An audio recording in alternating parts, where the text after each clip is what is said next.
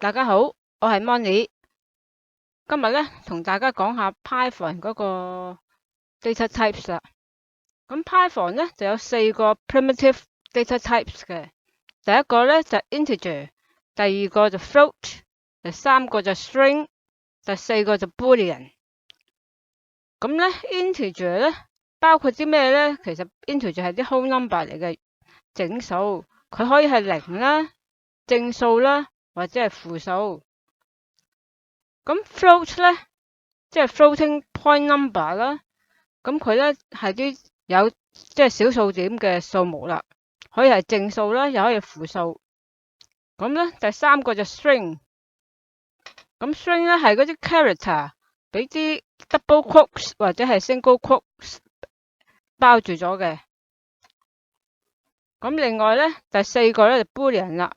boolean 咧呢個 data type 咧得兩個 value 嘅啫，一係 false，一係 true。咁如果我哋點樣可以知道咧嗰個 value 係屬於咩 type 嘅咧？嗱，我哋可以用嗰個 type function 嚟做嘅。例如咧，嗱，譬如我而家打，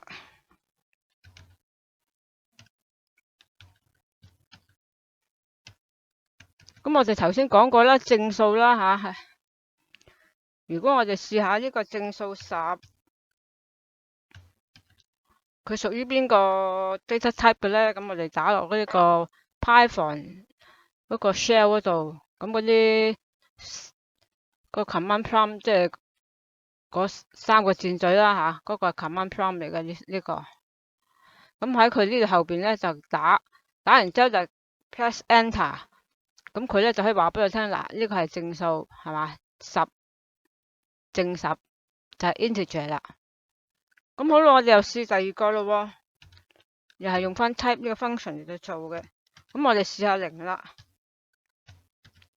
咁 press enter 啦，哦，0咧都屬於 integer。咁跟住咧我哋打，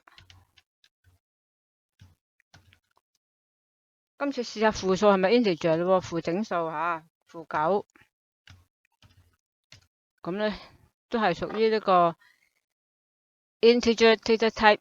咁 integer 咧就 integer 啊吓，咁佢呢係用 short form 嘅，所以就 int 就代表 integer 嘅。咁而家咧我哋試下嗰個 floating numbers 啦 ，floating point numbers 啦。咁嗱，我哋打就用個 type 去試啦，試下佢係屬於邊個 type 啦。咁譬如我哋今次至18.5，因為我哋要個 decimal 嘅 number 啊嘛吓，咁我哋18.5啦 ，press enter 啦，打完之後係咪 float 啦？咁呢個即係嗰啲 number with decimal 嘅咧，就叫做 float 啦。咁長寫咧即係叫 floating point numbers 啦吓。咁我哋又試第二個咯。咁如果負數咧，譬如負9.5，佢都係屬於呢個 float 呢個 data type 嘅。咁然之後咧，我哋試呢個 string 咯吓。咁 string 咧就係用啲 single quotes 或者係 double quotes 包住嘅。咁我用 single quotes 先啦。咁譬如係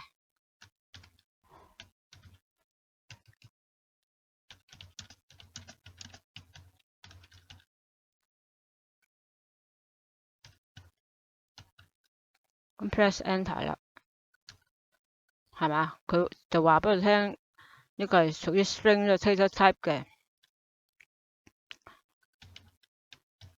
咁因為我頭先講過咧，佢可以俾 single quotes 或者 double quotes 包住嘅。咁幾時可以？一般我咧就會用 single quotes，咁幾時會用 double quotes 咧？譬如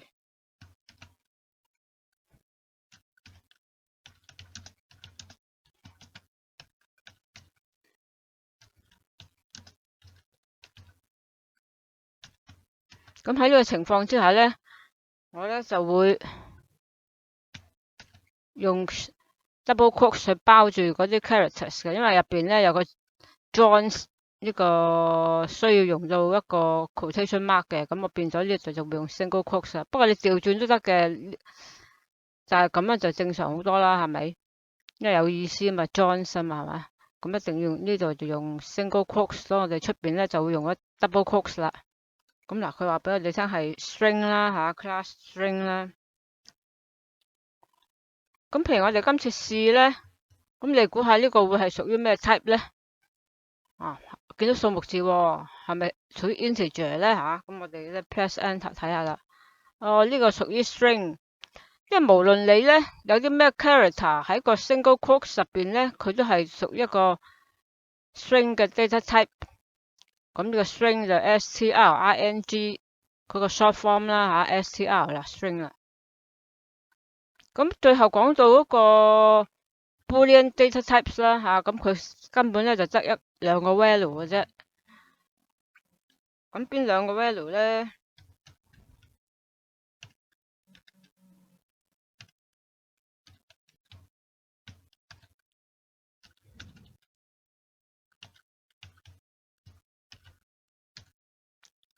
？Boolean 咧就 boolean 啦，咁佢個 short form 就 bool 啦。咁另外我再試埋另外嗰個啦，嗰個係 true 嚇，咁呢個就係 true 咧，都係 Boolean data type 嚟嘅。咁點解用個 class 咧唔用 data type 咧？因為咧 data types 咧即係 classes of data，即係唔同組別嘅 data 咁解。咁所以佢呢樣咧用 class 啦。咁個 function 咧，睇下佢係屬於邊個 class 咧嘅 data 咧，就用個 type 呢個 function 啦。咁好啦，除咗以上個可以睇用呢個 shell 嚟到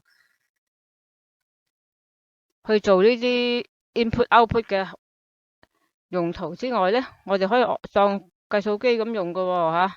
嗱，譬如我話2加2，咁佢 press enter 啦，咁啊佢要計咗4俾我哋啦。譬如5減1 press enter 就4啦，就係嚇3乘4 5啦，press enter 咁啊15咯喎。咁啊8除2 press enter 4.0，咁咪俾咗個 float 我哋嘅。咁如果咧揾個餘數咧點揾啊？嗱9，咁我哋要用嗰個 percentage 去做嗰個 operator 嘅。咁我哋除4 press enter，咁啊點解會變1咧？即係話咧4除即係9俾9俾4去除咧，個餘數咧就係1啦。